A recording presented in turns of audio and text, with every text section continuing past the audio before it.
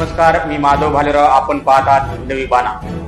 लोहा तालुक्यातील अंतेश्वर बंधाऱ्याच्या पाण्यावरून मोठा वाद निर्माण झाला आहे. अंतेश्वर बंधाऱ्यातून पाणी अहमदपूर येथील झरी धरणात जाऊ नये यासाठी भाजपच्या वतीने विविध पद्धतीने आंदोलन केल्या जात आहे. काही दिवसापूर्वी लोहा तहसील कार्यालयासमोर धरणे आंदोलन करण्यात आले होते.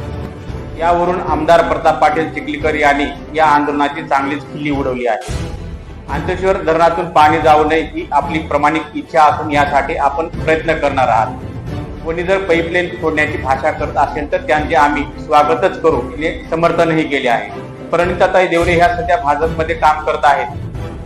कुणामध्ये हिंमत असेल तर त्यांनी मुख्यमंत्री देवेंद्र फडणवीस यांच्याशी तक्रार करून त्यांना पक्षातून काढून दाखवावे असा सज्जड इशारा विरोधकांना दिला आहे. पाहूया काय म्हणाले आमदार प्रताप पाटील चिखली. कळलं की प्रचंड चेंगराचेंगरी झाली मोर्चात. 27 लोक मोर्चात होते आणि त्याच्यावरून लोकांना कळलं की यांची भूमिका काय. मुळामध्ये महायुतीतल्या लोकांनी अशा पद्धतीचं करणं हे लोकांच्या लक्षात येत नाही अशी गोष्ट नाही. मग त्यांचं नेमकं टार्गेट काय आहे, आदेश कोणी दिले. आणि मला चांगली गोष्ट आहे की त्यांच्यातल्या काही लोकांनी सांगितलं की पाईपलाईन टाकली तर आम्ही उकरून टाकू. त्याचं अभिनंदन आहे की एवढे हिंमतबाज कार्यकर्ते आपल्या मतदारसंघामध्ये जन्माला आले. हे साधी गोष्ट नाही आहे. तर त्यांनी तशीच हिंमत आता उदगीरची जी पाईपलाईन झाली ती उकडण्याची दाखवावी. मी त्यांचं मनापासून अभिनंदन करेन. मला मदत करतायत ते लोक आणि शेवटी तालुक्याचा प्रश्न आहे. त्याच्यामुळं अंतेश्वरचं आणखी कामच सुरू झालं नाही तर पाईपलाईन उकडायची भाषा आहे. तर उदगीरचं संपत आलंय तर उदगीरचे पाईप त्यांनी उकडावे. आम्ही त्यांच्या पाठीशी आहोत. माझी मदत लागत असेल तर मी त्यांच्यासोबत आहे. परंतु आणखी कुठलंही काही झालं नसताना त्याच्यावर विनाकारण स्टंटबाजी करणं हे चुकीचं आहे. मी परवाना निवडणुकीच्या माध्यमातून लोकांच्या समोर गेलो. मी सांगितलं की अंतेश्वरचं पाणी जाऊ देणार नाही.